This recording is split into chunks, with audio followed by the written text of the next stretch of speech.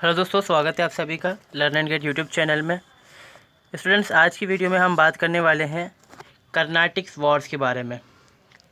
ठीक है, जो ये कर्नाटिक वॉर हैं इसके बारे में इस वीडियो के अंदर हम डिस्कस करने वाले हैं। ये डिस्कस करेंगे कि ये जो कर्नाटिक वॉर्स हैं ये कहाँ पर शुरू हुए और किन के बीच लड़े गए, क्या क्या इनके रीजन्स थे, क्या इनका रिजल्ट निकला है यहाँ पर।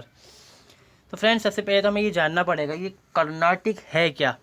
कर्नाटिक यानी कि ये जो हम एक आज की बात में हम देखते हैं कर्नाटक, ठीक है, मगर ये वो कर्नाटक नहीं है जिसके बारे में हम बात कर रहे हैं।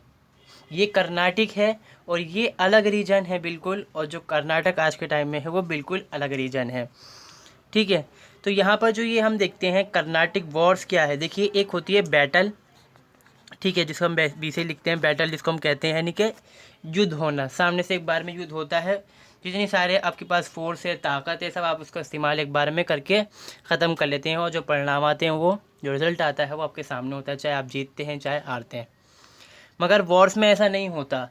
वॉर में क्या होता है, जैसे कि मान लीजिए 2 फोर्ट हैं, 3 फोर्ट मान लेते हैं हम, ठीक है। एक यहाँ पर पार्टी है ए, दूसरी पार्टी यहाँ पर है, सॉरी ये है बी, ठीक है। तो ये जो जगह है क्या जो बचता है यहाँ पे, जो न्यूट्रल रीजन है, कभी ये पार्टी इसको कैप्चर कर लेती है, कभी ये पार्टी इसको कैप्चर कर लेती है। कभी ऐसा होता है कि यहाँ पर पहुँच गए तो इस पर अटैक कर लेते हैं, और ये यहाँ पहुँच गए तो इस पर अटैक करते हैं। मगर यहाँ पर ऐसा क्या होता है कि ये कोई फाइनल रिज़ल्ट यहाँ पर निकल के नहीं आता कि आखिर में फ़ैसला क्या होता है कि किसके हाथ में जीत हुई, किसके हाथ में हार हुई। क्योंकि यहाँ पर क्या होता है, बार बार चलता रहता है, जब आखिर में जाके फाइनल जब होता है, जब पता चलता है कि कौन जीता और कौन यहाँ पर हार गया। ठीक है, अब यहाँ पर हम बात करेंगे जो कर्नाटिक वॉर से कब तक लड़ी गई और लड़ी कहाँ पे गई, मैं समझाऊंगा आपको इस बारे में भी। 1746 से 1763 के बीच ये लड़ी गई। लगे कितने लंबा टाइम रहा यहाँ पर, जिस टाइम ये लड़ी गई कि 23 साल तक ये लड़ाई लड़ी गई। हालांकि रेगुलर नहीं हुआ, बीच में थोड़ा सा गैप भी रहा टाइम का। ठीक है, फिलहाल मैं समझाता हूँ आपको कर्नाटिक रीजन ये है क्या। देखिए, 2 अलग अलग मैप दिए हैं मैंने, हिस्टोरियन के हिसाब से हैं, कुछ हिस्टोरियन मानते हैं और वाकई में ऐसा था भी। ठीक है, शुरुआत में क्या होता है, देखिए जब हम देखते हैं कि मुग़ल एम्पायर है, ठीक है। हालांकि यहाँ पे जब हम देख रहे हैं, जब हम बात करते हैं कर्नाटिक वॉर की, तो इस टाइम तक क्या होता है, औरंगज़ेब की मौत हो चुकी होती है। औरंगज़ेब जो थे वो पावरफुल राजा थे, पावरफुल सम्राट एम्परर थे मुग़ल साम्राज्य के, मगर जो दूसरे बाद में जो उनके बाद आते हैं वो सारे कमज़ोर रहते हैं यहाँ पर। और इस वजह से ही यहाँ पर क्या होता है, जो ये मुग़ल एम्पायर है ये डिस्टेबलाइज हो जाता है, डिसेंट्रलाइज हो जाता है। यहाँ पर जो इसकी सेंट्रलाइज अथॉरिटी होती है, यानी कि जो पूरे देश की ताकत सरकार जो होती है पूरी, वो कमज़ोर पड़ जाती है। और जो सब्सिडरीज होते हैं, यानी कि वैसल जिनको हम बोलते हैं, और जिनको मुग़लों के अंदर सूबेदार कहा जाता था, जिसे हम गवर्नर कहते हैं आज के टाइम में, वो पावरफुल होने लगे। ठीक है, ऐसे ही यहाँ पर एक गवर्नर थे जिसका नाम था, काफ़ी लंबा जहाँ नाम था उनका, हम उनको फ़िलहाल असफ़ जहाँ कहते हैं, किन कुली खान असफ़ जहाँ, जो कि एक तरह से हम कहेंगे कि प्रधानमंत्री थे मुग़लों के ज़माने में। और बाद में उन्होंने कहा अपने उस टाइम के राजा से, एम्परर, मुग़ल एम्परर से, कि मुझे आप छुट्टी चाहिए और मुझे आप दक्कन सूबा जो है वहाँ का मुझे आप गवर्नर बना दीजिए, सूबेदार बना दीजिए। जो राजा थे उन्होंने कहा जी बन जाइए, ठीक है। फिर उन्होंने इस बात की भी डिमांड की कि साथ में कि मेरे पास ऑटोनॉमी रहेगी, यानी कि मैं इंडिपेंडेंट रहूँगा राज करने में। हालांकि मैं आपको टैक्स रेवेन्यू जो जनरेट होगा मैं आपको दूंगा मैं यहाँ से, ठीक है। अब ये मैं इसको थोड़ा सा और जूम कर लेता हूँ, क्योंकि हमने देख लिया है ये है निज़ाम की ज़मीन, ठीक है। अभी से ज़्यादा तो जूम नहीं हो रहा है फ़िलहाल। देखिए, ये निज़ाम कुछ हिस्टोरियन मानते हैं, जो कि सही बात है, पर ऐसा असल में नहीं था। यहाँ पर बात को समझना है, यहाँ पर कि निज़ाम का डोमिनेंस है, ये दक्कन का सूबा था। हालांकि यहाँ पर आप देखेंगे कि मराठा है, मराठा का रीजन एक यहाँ पर भी है। देखिए ये दिखाई दे रहा है आपको, ये तंजौर है, इसको तंजावुर भी कहते हैं, ठीक है। यहाँ पर भी है। तो यहाँ पर जब उन्होंने जो मराठास थे उन्होंने हमला करा, तो उन्होंने इस पर अपना जो राजा था बिठा दिया था यहाँ पर, ठीक है। तो तंजौर में मराठा थे, मगर वो मराठा जो कॉन्फिडेंसी थी उससे अलग थे यहाँ पर। फिर यहाँ पर मैसूर है, त्रावणकोर है, और दूसरे अपने अपने अलग जो रीजन है वो भी हैं यहाँ पर, ठीक है। अब जो निज़ाम है, निज़ाम के जैसे हमने कहा है कि मुग़ल एम्पायर के अंदर कई सूबे थे, ऐसे ही निज़ाम की जो डोमिनेंस था, जो वहाँ पर निज़ाम राज कर रहे थे, हालांकि उनके पास ऑटोनॉमी थी और मुग़ल राजाओं की बात को वो नहीं मानते थे अब, क्योंकि मुग़ल कमज़ोर हो चुके थे और मुग़ल भी कुछ ख़ास यहाँ पर कर नहीं पा रहे थे उनको कंट्रोल करने के लिए। ठीक है, अब असफ़ जहाँ जो होते हैं यहाँ पर उनके जो सब हम देखते हैं, मान लीजिए उनका किंगडम है अपने पास से, अपने आप जो वो आप आज़ाद हैं यहाँ पर। तो यहाँ पर भी कई उनके हमने कहा कि सूबे थे, कई सूबे थे, उनके भी नवाब हुआ करते थे। उन्हीं में से एक सूबा था जिसको हम कहते थे कर्नाटक, जिसको हम यहाँ पर आरकोट लिखा है, आरकोट इसको कहा गया है। ये ही वही कर्नाटक रीजन है जहाँ पर ये लड़ाइयाँ लड़ी गई। दूसरा मैप भी दिखा देता हूँ मैं आपको, समझने में ज़्यादा आसानी रहेगी इसको। देखिए, असल में जो हमने बात सुनी कि कर्नाटक के असल मालिक जो थे, जो असल पावर जिनके हाथ में थी, वो नवाब निज़ाम ऑफ हैदराबाद थे। मगर ऐसा नहीं था। फिर भी कर्नाटक भी जैसे कि हैदराबाद मुग़लों से आज़ाद था, बस ऑटोनॉमी उनके हाथ में थी, बस मुग़लों को सिर्फ उनको टैक्स देना था यहाँ पर। वही सेम चीज़ जो थी वो कर्नाटक के साथ भी थी कि कर्नाटक अपने आप में ऑटोनॉमी स्टेट था, ठीक है, मगर सिर्फ वो जो नवाब निज़ाम और हैदराबाद थे उनको टैक्स और रेवेन्यू दिया करते थे यहाँ पर, ठीक है। इसी वजह से सारा कॉन्फ्लिक्ट यहाँ पर होता है। जो ये वॉर्स हैं, जो कर्नाटक वॉर्स हैं, कुछ रीज़न इनके पीछे ये वजह भी रहती है कि निज़ाम कंट्रोल चाहते थे उनके ऊपर करना, और गद्दी की लड़ाई चल रही थी यहाँ पर। तो कर्नाटक बेसिकली जो कर्नाटक है वो इस तरफ है आज के टाइम में, मगर ये कर्नाटक रीजन है। इसका नाम दिया था अंग्रेज़ों ने, ब्रिटिशर्स ने, कोरोमंडल जो एरिया था हमारा, ठीक है, दक्षिण भारत का, उसको कर्नाटक को कहा करते थे, और उसकी जो ज़मीन थी अंदर की, ठीक है। अब आगे चलते हैं, थोड़ा सा और समझते हैं, बैकग्राउंड में चल रहे हैं, अभी हम कर्नाटक वॉर पे नहीं गए हैं। अगर आपको ये समझ में आ गया तो आपको कर्नाटक वॉर से समझ में आ जाएगा, नहीं आया ही समझ को बैकग्राउंड आपको, तो आप समझ नहीं पाएंगे, आप भटक जाएंगे बार बार इस चीज़ में, कि यहाँ पर बहुत सारे लोग हैं, कई पार्टीज बनती हैं, बार बार चेंजेस भी होते हैं यहाँ पर, ठीक है। अब हम पहले देखते हैं कि पर्पस क्या रहा यहाँ पे कर्नाटक वॉर्स का। स्ट्रगल फॉर सक्सेशन, टेरिटरी, ठीक है, एंड ब्रिटेन फ्रेंच डिप्लोमेसी, यानी कि सुप्रीमेसी की जो उनकी डिप्लोमेसी थी कि हम में से कौन इंडिया में पावरफुल है और कौन अपने आप को स्टैब्लिश कर पाएगा, वो चीज़। सक्सेशन यहाँ पर दो तरह से है, एक यूरोप के अंदर सक्सेशन होता है, एक सक्सेशन यहाँ इंडिया के अंदर ही होता है। जब ये हैदराबाद के निज़ाम और कर्नाटक के नवाब मर जाते हैं या उनको मार दिया जाता है, दुख बात रही यहाँ पर। इससे क्या होता है, हाँ, ये जब वॉर हुए इससे क्या हुआ, चीज़ें निकल के जो आया यहाँ पर, इससे इंडिया के अंदर ब्रिटेन का डोमिनेंस बढ़ा, उन्होंने अपना एरिया अपना बढ़ाया, यहाँ पर पॉलिटिकल इन्फ्लुएंस को उन्होंने अपने आप को बड़े अच्छी तरह से यहाँ पर वो इस्टेब्लिश कर पाए इस चीज़ को, ठीक है। तो अब यहाँ पर हम देखते हैं जो पार्टीज़ थी, अब जब देखें वॉर होता है तो पार्टीज़ भी होती हैं, तो यहाँ पर मेनली दो पार्टीज़ थी, हर पार्टी के अंदर तीन तीन लोग थे, तीन तीन हम मान सकते हैं आर्मी थी, जहाँ से सपोर्टर थे उनके अलग अलग, ठीक है। पहला यहाँ पर हम जो देखेंगे वो थे ब्रिटिशर्स। ब्रिटिशर की साइड पे थे यहाँ पे नसीर जंग, थोड़ा गलत हो गया है ये, नसीर जंग थे और अनवरुद्दीन थे। वहीं जो फ्रेंच थे उनकी तरफ कौन था, वो थे मुजफ्फर जंग और चंदा साहिब। अब जो ये नसीर जंग हैं ये कहाँ से हैं, ये हैदराबाद से हैं, यानी कि हैदराबाद के निज़ाम बनना ये चाह रहे हैं यहाँ पर। और निज़ाम यहाँ पर असफ़ अली जहाँ के बाद वो बने थे मुजफ्फर जंग यहाँ पर। अनवरुद्दीन है कर्नाटक के प्रेजेंट, यानी कि दोस्त अली के बाद जो नवाब बनते हैं वो हैं यहाँ पर अनवरुद्दीन। अनवरुद्दीन को चैलेंज यहाँ पे करते हैं चंदा साहब, जो कि कर्नाटक के अंदर है यहाँ पर, ठीक है।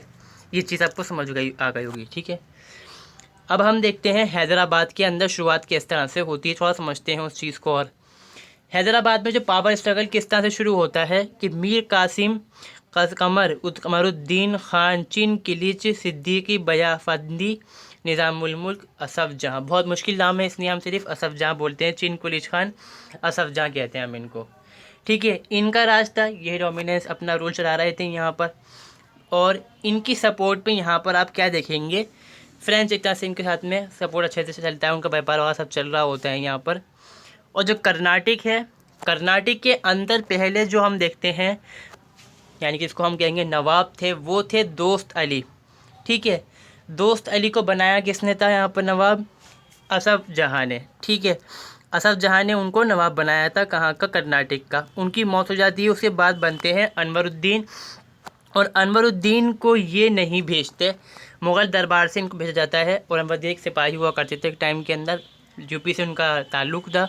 वहाँ से फिर वो साउथ में पहुँचते हैं और फिर वहाँ के कर्नाटक के नवाब बन जाते हैं।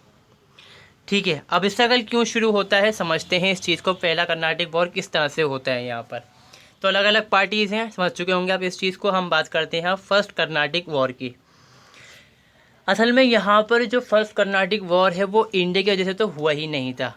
इंडिया के अंदर जैसे आप सुनते होंगे प्रॉक्सी वॉर होती है कि देश खुद नहीं लड़ते, अपनी साइड से किसी को लड़वा डालते हैं या फिर पीछे सपोर्ट करके लड़ते हैं। वही चीज़ यहाँ पे सेम चल रही थी कर्नाटक वॉर के अंदर। असल में यहाँ पर हुआ क्या, 1740 के अंदर यूरोप के अंदर जो ऑस्ट्रिया का राजा था उसकी मौत हो जाती है यहाँ पर। ठीक है, ऑस्ट्रिया के अंदर राजा मर जाता है और उसकी बेटी गद्दी पे बैठ जाती है यहाँ पर। ठीक है, और बेटी के बैठने पर गद्दी पर कुछ फ्रांस के अंदर लोग कहते हैं कि भाई, यूरोप के अंदर कहते हैं सॉरी, कि जिसका नाम होता है रानी का, जो क्वीन होती हैं यहाँ की ऑस्ट्रिया की, उनका नाम होता है मारिया थेरेसा, जो हैब्सबर्ग डायनेस्टी की होती हैं। ठीक है, तो दूसरे जो यूरोपियंस पावर होती हैं वो ख़िलाफ़ भी होती हैं इस डायनेस्टी के, और वो कहती हैं कि राज कोई एक औरत हम पे नहीं कर सकती, यानी कि राज करना सही नहीं है औरत का यहाँ पर। फ्रेंच इस चीज़ को बोलते हैं और फ्रेंच की अलाइंस बन जाती है इस बात पर। मगर ब्रिटेन में तो रानियों का राज चल रहा होता है, तो ब्रिटेन इस चीज़ को सपोर्ट करता है और कहता है कि रानी राज कर सकती है, उनकी भी अलाइंस बन जाती है यहाँ पर। इससे क्या होता है कि फ्रांस में और ब्रिटेन में लड़ाई शुरू हो जाती है। ठीक है, जिसे हम बोलते हैं ऑस्ट्रियन वॉर ऑफ सक्सेशन। ठीक है, अभी वॉर चल रही थी वहाँ पर, कहाँ पर, यूरोप के अंदर। फिर इसका इम्पैक्ट जो था आप देखेंगे कि कॉलोनी तो इंडिया के अंदर भी थी उनकी, और अमेरिका के अंदर भी कॉलोनीज थी, दोनों कहीं। ठीक है, तो अब जो फिर शुरुआत में यहाँ पर क्या होता है कि जो फ्रेंच हैं और ब्रिटिशर जो कंपनीज़ हैं, उनके जो कंट्रीज़ जो हैं उनमें तो लड़ाई चल रही होती है, मगर जो कंपनीज़ हैं उनमें फ्रेंडली रिलेशन होते हैं बिल्कुल आसानी से यहाँ पर। और फ्रेंच जानते थे कि वो इंडिया में कमज़ोर हैं, तो उनको लड़ना बेकार है ब्रिटिश ईस्ट इंडिया कंपनी से। और वहीं पर फ्रेंच ताकतवर थे अमेरिका के अंदर, ब्रिटिशर वहाँ पे कमज़ोर थे। ठीक है, तो यहाँ पर क्या होता है कि वॉर कराने के लिए, जंग शुरुआत करने के लिए ब्रिटिशर्स उकसाते हैं, जिनमें से उनका कमांडर होता है जिसका नाम होता है कर्टिस बेनेट। कर्टिस बेनेट क्या कर डालता है यहाँ पर कि फ्रेंच शिप को सीज़ कर लेता है, उनको कब्ज़ा कर लेता है उनके ऊपर, कुछ फ्रेंच शिप को मसूलीपट्टनम पर। मसूलीपट्टनम पे यानी कि जो हम देखते हैं पोर्ट होती है वो फ्रेंच की होती है वहाँ पर। ठीक है, अब वहाँ पर वो कैप्चर कर लेता है। इससे क्या होता है कि जो फ्रेंच होते हैं उस टाइम, जो हम एक बात देखेंगे, जो गवर्नर होता है वो फ्रेंच में का जो होता है इंडिया में, उसका नाम होता है मार्कियस जोसेफ फ्रैंकोइस डुप्लेक्स। डुप्लेक्स ये बात कहता है कि भाई देखिए, आप मेरे शिप के साथ गड़बड़ ना करिए, आपसे हमारा कोई लेना देना नहीं है, हम यहाँ पर न्यूट्रल हैं। इसके न्यू दिन से जो होते हैं, जो कर्नाटक के नवाब होते हैं उस टाइम के अंदर, उनसे मदद भी मांगता है, हालांकि वो मदद नहीं करते हैं यहाँ पर उस चीज़ के बारे में। ठीक है, अब जब ये चीज़ हो चुकी होती है तो फ्रेंच सोचते हैं कि भाई अब हम पे तो हमला हो गया, तो हम जो ब्रिटिशर्स हैं उनकी जो किला है यहाँ पर, फोर्ट सेंट जॉर्ज जिसका नाम था, जो मद्रास के अंदर था, उसको हम कैप्चर कर लेते हैं। इसकी न्यू मदद मांगते हैं अनवरुद्दीन से।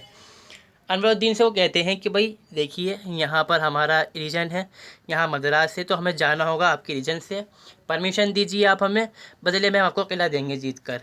अनवरुद्दीन बड़े खुश हो जाते हैं इस चीज़ पर, और अनवरुद्दीन को परमिशन दे डालते हैं यहाँ पर। ठीक है, फिर यहाँ पर क्या होता है, जो डुप्लेक्स होता है वो क्या करता है, यहाँ से बैकअप मंगाता है, यानी क्या, जो आर्मी है उसको बुलाता है, कहाँ से, मॉरिशियस से, जिसको कहते थे वो इसला डे फ्रांस, यानी कि फ्रांस का उपनिवेश। वहाँ का जो गवर्नर होता है वो होता है यहाँ पर एडमिरल ला बोंडोनियस। ठीक है, कुछ जो प्रोनाउंसिएशन थोड़ी सी इसके अलग हो सकती है आपके यहाँ से, बोर्नाडियस नाम जो भी है इनका। ठीक है, ये गवर्नर कहाँ का होता है, मॉरिशियस का, और फ्रैंकोइस डुप्लेक्स जो होता है वो इंडिया का गवर्नर जनरल इंडिया होता है। तो एक साइड से डुप्लेक्स करता है हमला ज़मीनी साइड से, और जो ज़मीनी जो समुद्र की साइड होती है, ओशन की साइड होती है, वहाँ से जो मॉरिशस गवर्नर होता है वो उस पर अटैक कर डालता है मद्रास के ऊपर। कब होता है ये, 21 सितंबर 1746 में। और फ्रांस कैप्चर कर लेता है ब्रिटिश आउटपोस्ट को, मतलब जो उनकी पोर्ट होती है मद्रास को और सेंट फोर्ट जॉर्ज को यहाँ पर। ठीक है, अब यहाँ पर प्रॉब्लम ये होती है, उन्होंने कब्जा तो कर लिया, और डुप्लेक्स ने कहा था अनवरुद्दीन से कि मैं आपको दूंगा यह किला। ठीक है। मगर जो डुप्लिक्स होता है उसका मूड जो है बदल जाता है यहाँ पर। वो कहता है कि मैं आपको अब नहीं दूंगा, हमने पता करा है, हमने जीता है, तो हम आपको क्यों दें इस चीज़ को। वहीं पर जो मॉरिशस का जो हम देखते हैं गवर्नर जनरल होता है, वो कहता है कि आपको देना चाहिए। ठीक है, किसको देना चाहिए वापस? ब्रिटेन को दे देना चाहिए। डुप्लिक्स इस चीज़ को अपोज करता है यहाँ पर। अब डुप्लिक्स इस चीज़ को भी नहीं मानता कि ना वो देता है, ना वो कहता है ना मैं दूंगा अनवरुद्दीन को, ना दूंगा ब्रिटेन को। तो अनवरुद्दीन जो है पहले सपोर्ट कर रहे थे किसको यहाँ पर? फ्रेंच को। वहीं पर जो अनवरुद्दीन है वो अब सपोर्ट करने लग जाते हैं ब्रिटिशर्स को, जो भाग चुके होते हैं मद्रास से। रॉबर्ट क्लाइव भी उसमें एक होता है, ये बात आपको ध्यान रखनी है। ठीक है, जो बाद में गवर्नर ऑफ इंडिया बन जाता है यहाँ पर चल के। ठीक है, अनवरुद्दीन गुस्से में आके क्या करते हैं? ब्रिटिशर्स के साथ हाथ मिलाते हैं और अपने बेटे के कमांडिंग के अंदर 10,000 सैनिक को भेज डालते हैं मद्रास पे हमला करने के लिए। यहाँ पर क्या है कि ब्रिटेन ने हमला करा, तो ये मतलब क्या, ये बैटल नहीं है, ये वॉर है। अलग अलग हिस्से में लड़ाई चल रही है यहाँ पर। पे ज़मीन पे, समुंदर में हुआ, फिर ज़मीन पे हुआ, अब फिर ज़मीन पे चल रहा है यहाँ पर। अनवरुद्दीन भेजते हैं अपने बेटे महफूज खान के साथ फ्रेंच आर्मी को, में साथ में सपोर्टर होते हैं ब्रिटेन वाले भी। और अनवरुद्दीन और ब्रिटेन इस तरह से एक हो जाते हैं यहाँ पर। ठीक है, इस तरह से पार्टीज बन गई इनकी। अब यहाँ पर क्या होता है, इसके रिजल्ट क्या निकलता है? अनवरुद्दीन ने हमला करा, बेटे के ज़रिए से करवाया हमला। उसमें उनकी जो आर्मी है, 10,000 आदमियों की आर्मी जो होती है, वो फ्रेंच आर्मी के आगे हार जाती है बिल्कुल। और जिस जगह पे बैटल होती है उसे बोला जाता है बैटल ऑफ अडियार भी कहते हैं। उस जगह का नाम था अडियार, जगह पे ये जंग होती है, वॉर होती है यहाँ पर, इसलिए इसको हम बैटल ऑफ अडियार।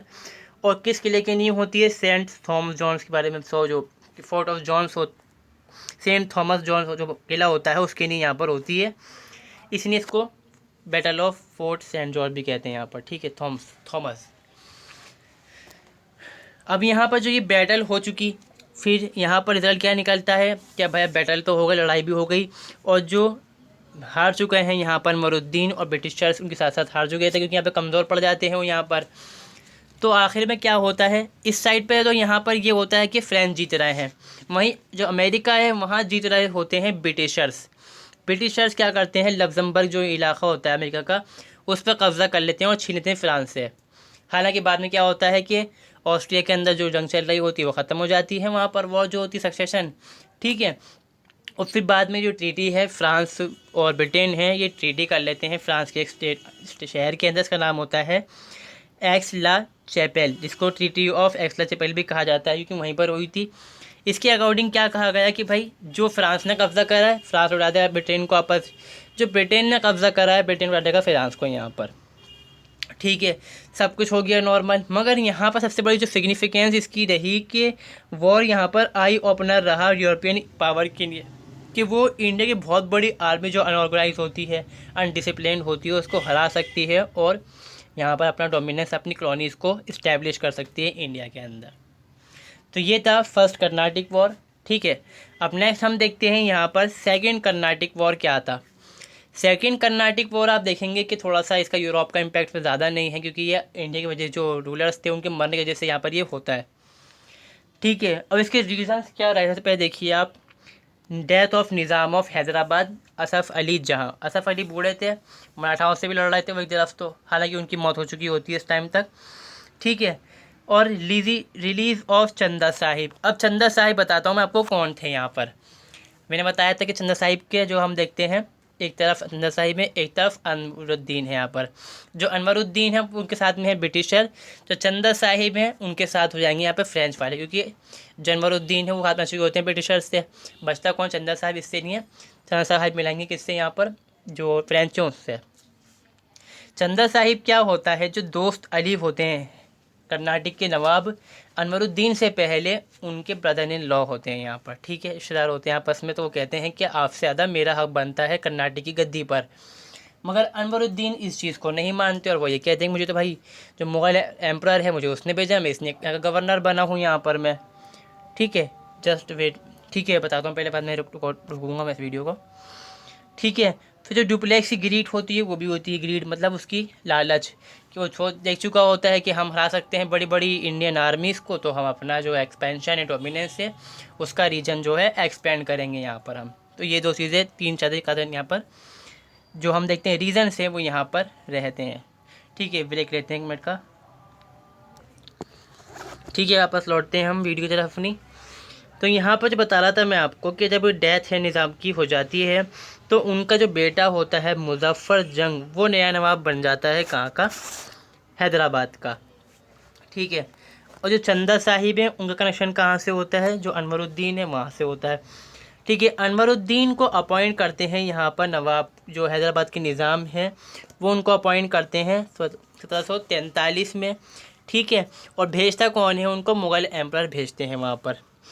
चंदा साहिब ये कहते हैं कि भाई मेरा पहले हक बनता है, मेरा हक बनता है यहाँ पर जो कर्नाटक की गद्दी है उसके ऊपर। मगर अनवरुद्दीन तो बैठ चुके होते हैं तो वो भी चाहते नहीं है गद्दी को छोड़ना। और जो अनवरुद्दीन है उनकी दोस्ती किससे हो चुकी होती है? ब्रिटिशर्स थे। तो चंदा साहिब को, और जो यहाँ पर हम देखते हैं कि जो फ्रेंच हैं उनको भी गिरीड होती है डुप्लेक्स को यहाँ पर कि भाई एम्पायर को अपना जो हम देखते हैं डोमिनेंस है उसको एक्सपेंड करना है, तो हम हाथ मिलाते हैं चंदा साहिब से जो कि ब्रिटिशर्स के ख़िलाफ़ हैं यहाँ पर, क्योंकि ब्रिटिशर सपोर्ट कर रहे हैं अनवरुद्दीन को। ठीक है। दोस्त अली के कौन होते हैं? चंदा साहिब बता दिया मैंने आपको यहाँ पर। फिर वही पार्टीज देख लेता हूँ, दोबारा से समझा देता हूँ मैं आपको यहाँ पर। ब्रिटिशर के साथ में कौन थे? नसीर जंग, अनवरुद्दीन थे कर्नाटक में। मुजफ्फर जंग साथ में किसके थे? फ्रेंच के, क्योंकि नसीर जंग को सपोर्ट करते ब्रिटिशर यहाँ पर। ठीक है। और क्योंकि ये जो नसीर जंग को सपोर्ट इसने कर रहे थे कि मुजफ्फर जंग चाहते थे कि जो चंदा साहिब हैं वो बने नवाब कहाँ के? कर्नाटक के। इसलिए जो ब्रिटिशर्स थे वो साथ देते हैं नसीर जंग का। देखिए कितना बड़ा प्रॉक्सी गेम खेल रहा है कि उसके साथ यहाँ पर ये। ठीक है। अब यहाँ पर क्या होता है कि एक बैटल होती है, इसको हम बोलते हैं बैटल ऑफ अम्बूर नियर वेलोरा। कब होती है? वेल्लोर। 1749 में ये बैटल होती है जिसमें मुजफ्फर जंग और चंदा साहिब को जो छोड़ते हैं वो छोड़ते हैं यहाँ पर मराठा, तंजौर के मराठा छोड़ते हैं उनको यहाँ पर। ठीक है। और बाद में जो मारेंगे वो तंजौर के राजा ही उनको मार देते हैं जहर दे के यहाँ पर। ठीक है। इनकी 3, ठीक है 2 हो गए। और तीसरी पार्टी कौन है? फ्रांस। तीनों मिलकर क्या करते हैं यहाँ पर? ये हमला करते हैं अम्बूर पर, और जिसमें अनवरुद्दीन को ये मार डालते हैं। अब अनवरुद्दीन मर जाते हैं और सीट जाती है खाली, और चंदा साहिब बन जाते हैं कहाँ के? गवर्नर, सूबेदार कहाँ के बन जाते हैं? कर्नाटक के। अब यहाँ पर क्या होता है कि अनवरुद्दीन जो है उनके बेटे होते हैं मोहम्मद अली। ठीक है। मोहम्मद अली कहते हैं कि मेरे वालिद साहब तो मर गए, मेरे बाप को तो मार दिया इन्होंने। ठीक है। और जो साथ में ये मोहम्मद अली होते हैं ये भागकर पहुंच जाते हैं ट्रिचनोपोली में, छुप जाते हैं वहां जाकर ये। और ब्रिटिशर से कहते हैं कि आप आइए मेरी हेल्प करिए। चंदा साहिब क्या करते हैं? चंदा साहिब लेके पहुंच जाते हैं फोर्स को, आर्मी को, ट्रिचनोपोली पर हमला करने के लिए। ठीक है।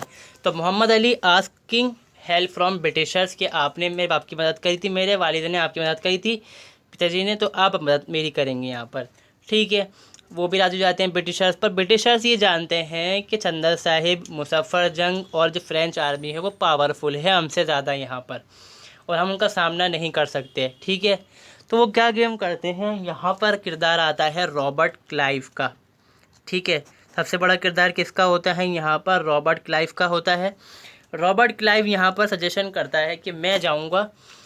क्या है कि जो चंदा साहिब है वो आ चुका है ट्रिचनोपोली, और उसकी जो राजधानी है आरकोट वो खाली पड़ी है, तो मैं जाके आरकोट पे हमला कर डालता हूँ, और बचाने की चंदा साहिब जो है वो आरकोट को आ जाएगा, इसलिए जो ट्रिचनोपोली है वो खाली हो जाएगा यहाँ पर से। ठीक है। अब जो जंग चल रही थी यहाँ पर, जो कर्नाटक के अंदर जंग चल रही थी, वो चल रही थी यहाँ पर मोहम्मद अली और चंदा साहिब के बीच में। अब जो हैदराबाद है वहाँ क्या चल रहा था हम क्या देखते हैं। हैदराबाद के अंदर battle the then French force march on the Deccan and forth and kill the Nasir जंग।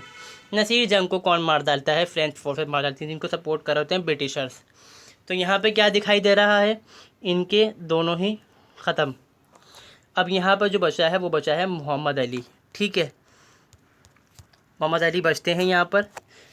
अब यहाँ पर होता क्या है आगे चल के? फ्रेंच जो ब्रिटिशर्स होते हैं वो जाता है, रॉबर्ट क्लाइव जो होता है वो फोर्स जाता है लेके अपनी, और उसकी जो आर्मी होती है महज 210 लोगों के ऊपर बेस्ड होती है।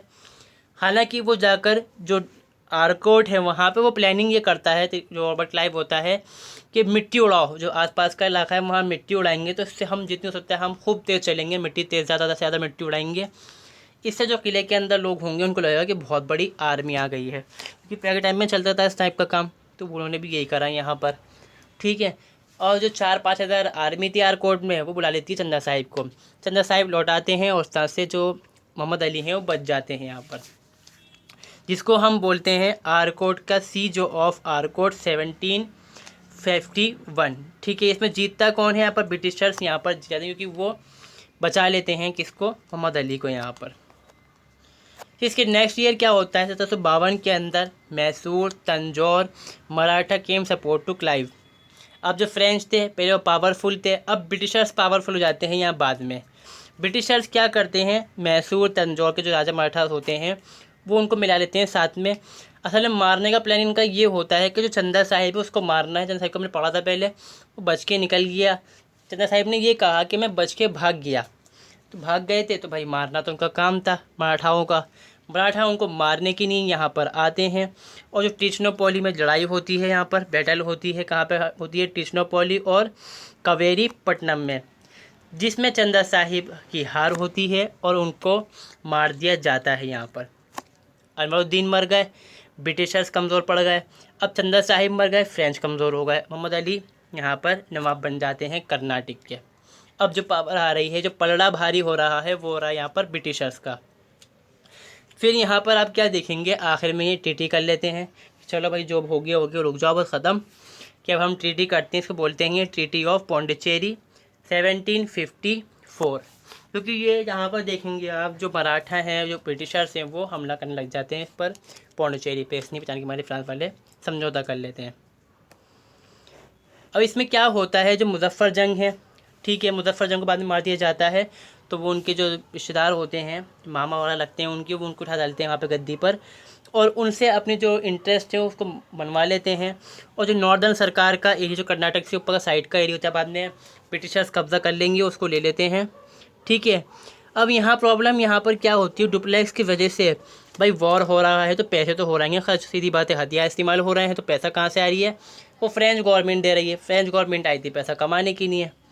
अब देखिए फ़र्क यहाँ पर क्या है? जो ब्रिटिश ईस्ट इंडिया कंपनी थी वो आज़ाद थी, वो प्राइवेट कंपनी थी पूरी तरह से, मगर जो फ्रेंच ईस्ट इंडिया कंपनी थी उस पर कंट्रोल था गवर्नमेंट का, और गवर्नमेंट ही पैसा खर्च करती थी उसके ऊपर। तो गवर्नमेंट को घाटा हुआ, गवर्नमेंट ने कहा भाई डुप्लेक्स तुम लौटाओ, तुम्हारे बस का नहीं है, ये तुमसे नहीं हो पाएगा कंट्रोल करना वहाँ पर।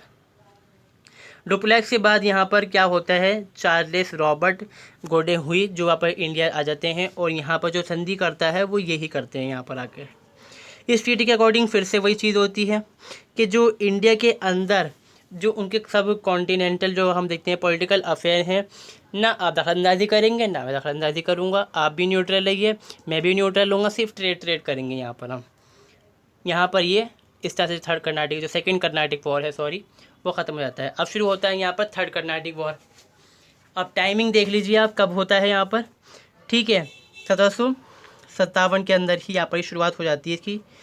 ठीक है, 1757 1758 में शुरू होता है इंडिया के अंदर। ये होता क्या है कि भाई जैसे हमने देखा कि जब हमने पहले पढ़ा था क्या चीज़ हुई थी यहाँ पर, जो हम देखते हैं कि ऑस्ट्रियन सक्सेशन वॉर जो होता है यहाँ पर, ठीक है, उसके बीच में क्या होता है कि जो हम देखते हैं यूरोप के, हालांकि जो वर्ल्ड हिस्ट्री का मैटर है यहाँ पर, उसमें एक पार्ट होता है यूरोप का, सिसिलियस को बोलते हैं। ठीक है, उसको वापस लेने के लिए उससे पहले कब्ज़ा कर चुके थे दूसरे राज्य जो होते हैं, जो फ्रेंच की साइड होती है वो कब्ज़ा कर लेती है उस पर, फ्रेंच अलाई जो कमज़ोर जो होती है कब्ज़ा कर लेती है उस पर। उसको आज़ाद कराने के लिए जो ऑस्ट्रिया है वो जंग लड़ता है, वो शुरुआत करता है हमला करने के लिए। इसको बचाने के लिए फ्रेंच वाले कूद जाते हैं, जो फ्रेंच अलाइड होती है फिर से। अब भाई सपोर्टर कौन था ऑस्ट्रिया का? वो था ब्रिटेन, ब्रिटेन भी कूद जाता है, लड़ाई शुरू हो जाती है फिर से वहाँ। ठीक है, और यहाँ पर कुछ और चीज़ें भी हो चुकी होती हैं इससे पहले। क्या होती है यहाँ पर? 1757 के अंदर बैटल ऑफ प्लासी होती है, जिसमें हम देखते हैं ब्रिटिशर्स जीत चुके होते हैं, यहाँ पर सिराजुद्दौला हार चुके होते हैं, और जो सबसे अमीर जो हम देखते हैं जो सुबह होता है इंडिया का, वो हाथ लग चुका होता है ब्रिटिशर्स के, यानी कि पैसा हो गया, रिसोर्स अच्छा उनके पास हो चुका है हथियार ख़रीदने का। इसमें क्या होता है फिर? ब्रिटिशर्स दोबारा से शुरुआत करते हैं इस लड़ाई की। क्या करते हैं वो कि जो चंदननगौर है, जिसको चंदननगर कहा जाता है आज के टाइम में, जहाँ पर शाइस्ता खान ने परमिशन दी थी फ्रेंच ईस्ट इंडिया कंपनी को अपनी फैक्ट्री लगाने के लिए, वहाँ पर वो हमला कर डालते हैं और उसको बमबारी करके बिल्कुल बर्बाद कर डालते हैं। फिर क्या होता है, the French under count de Lally captured saint for George and attack the britisher to acquire Madras. Madras में क्या था, सेंट जॉर्ज था यहाँ पर, ठीक है, मद्रास में सॉरी सर थॉमस था, सेंट थॉमस था यहाँ पर, और सेंट जॉर्ज था अलग। उस पर कब्जा करने के लिए ये फ्रेंच यहाँ पर हमला शुरू कर डालते हैं यहाँ पर ये हार जाते हैं। किसके, इनको हराता कौन है, फ्रेंच का जो ब्रिटिशर्स आर्मी होती है, उनका एडमिरल होता है सर आई कॉलेट, उनको हराता है। कहाँ पर, बैटल ऑफ वेंडी वॉच के अंदर 1760 के अंदर। ये भी नदी होती है, बंडर रसाई कहते हैं इसको इंडिया में, अपने लैंग्वेज में हम लोग उनसे बोला जाता नहीं था, भाई नाम चेंज कर दिया करते थे वो लोग ब्रिटिशर्स। अब यहाँ पर क्या होता है कि भाई ये तो हार गए, कि जो चंदननगौर है उसको हारते हैं। इसके अलावा क्या क्या हारते हैं यहाँ पर, ये जो पौंडुचेरी होता है वो भी लगभग इनके हाथ से निकल जाता है। कासिम बाज़ार होता है, मछलीपट्टनम जो मछलीपट्टनम इसको कहते हैं, वो भी वहाँ से भी ये अपना थोड़ा साफ़ कर लेते हैं बिल्कुल और हार जाते हैं। तो इसमें से क्या होता है कि भाई आखिर में इनको ट्रीटी करनी पड़ती है फ्रांस वालों को, जिसको हम बोलते हैं ट्रीटी ऑफ पीस पेरिस। पूरा पीस भी नाम इस बीच में आता है, जो कि होती है 1763 के अंदर, जिसमें कहा जाता है कि अब इंडिया के अंदर फ्रांस अपनी आर्मी को नहीं लाएगा, सिर्फ व्यापार करेगा पौंडुचेरी से, इसके अलावा कुछ और नहीं कर सकता। ठीक है, जो फ्रांस की जो उम्मीद होती है कि हम एम्पायर बनाएंगे इंडिया के अंदर, वो ख़त्म हो जाती है बिल्कुल यहाँ से। ब्रिटिश पैरामाउंट बन जाते हैं इंडिया के अंदर, और इस तरह से बाद चल के ब्रिटिशर का कॉलोनियल रूल जो होता है, ब्रिटिश राज जो होता है इंडिया में इस्टेब्लिश हो जाता है। तो ये था कि फिर जो ब्रिटिश और जो फ्रेंच थे उनके बीच कितने कॉन्फ्लिक्ट रहे यहाँ पर, और किस तरह से आखिरकार यहाँ पर जो अंत होता है जो फ्रेंच पावर है उसका, ये ठीक है। अब यहाँ पर हम इसकी कॉजेज़ देख लेते हैं, क्योंकि हमने जब बात करी है जो कर्नाटिक वॉर है, थोड़ा कॉजेज़ ही पढ़ लेते हैं कि भाई फ्रेंच जीते क्यों, फ्रेंच हारे क्यों सॉरी, और ब्रिटिशर्स जीते क्यों। वजह क्या है यहाँ पर, पहला वजह जो यहाँ पर रीज़न जो है वो है lesser government control over Britishers के ऊपर कंट्रोल गवर्नमेंट का कम था, वो प्राइवेट कंपनी थी, ठीक है, प्राइवेट इंटरप्राइजेस था। इससे क्या हुआ, उनके अंदर सेल्फ कॉन्फिडेंस था अपने लोगों के अंदर कि जो करना है हमें खुद करना है, और जो मिलेगा वो हमारा ही रहेगा यहाँ पर, ठीक है। और जो फ्रेंच गवर्नमेंट कंपनी थी वो एक जैसे गवर्नमेंट कंपनी थी, स्टेट कंट्रोल करता था, उसको रेगुलेट करता था यहाँ पर। अगर कंपनी को नुकसान होता है तो उसका मतलब ये है कि फ्रेंच गवर्नमेंट को नुकसान हो रहा है यहाँ पर। फिर दूसरी वजह क्या थी यहाँ पर कि superior britisher navy and bigger city under control. Britisher के पास जो थे, हम जानते हैं ब्रिटिशर जो थे उनके पास बड़ी बड़ी कंपनीज जो हम देखते हैं पोर्ट्स थी, वो कंट्रोल में थी। हुगली है, ठीक है, मद्रास है, यहाँ पर बॉम्बे है, सूरत है, उनके कंट्रोल में थी। वहीं पर जो हम देखते हैं जो फ्रेंच हैं उनके नाम में सिर्फ क्या था, पौंडुचेरी, इसके अलावा कुछ नहीं था उनके पास। देखिए कलकत्ता, बॉम्बे, मद्रास के कंट्रोल में है, ब्रिटिशर्स के कंट्रोल में सूरत भी है यहाँ पर, ठीक है। और जो पौंडुचेरी है सिर्फ एक इनके पास है, जो कि हम देखेंगे 3 के मुकाबले पर कमी है, क्योंकि जो ज़्यादा व्यापार है वो इन दोनों से खास कर है, यहाँ से फिर भी कम है मद्रास से, और इसलिए तो खास कर, ठीक है। फिर यहाँ पर क्या है, British were strong with funds. उनके पास क्या था, जो ब्रिटिशर्स थे इनके पास पैसा बहुत था, क्योंकि इनके पास तो रेवेन्यू खुद का था, बंगाल से रेवेन्यू लिया, खर्च करा, बढ़ाया अपना आपको इस तरह से, ठीक है। The French subordinate their commercial interest to territorial ambition which made the French company short of fund. इनका मिशन क्या था यहाँ पर कि भाई अपना इंटरेस्ट निकालने का, कमर्शियल इंटरेस्ट था यहाँ पर, पॉलिटिकल इंटरेस्ट इनका कम था, ठीक है। ब्रिटिशर का क्या हिसाब था कि भाई कुछ नहीं, कमर्शियल तो करेंगे, ये भी चीज़ करेंगे साथ में, मगर भाई पहले तो हमें वॉर भी करनी, ज़मीन को कब्जा भी करना है यहाँ पर। फिर दूसरा यहाँ पे क्या था कि सुपीरियर ब्रिटिश कमांडर्स, जो ब्रिटिश कमांडर थे, ब्रिटिशर जो थे वो नेवी के अंदर भी अच्छे, ज़मीन पे भी अच्छे थे। फ्रेंच इतने अच्छे यहाँ पर इंडिया में साबित ही नहीं हो पाए।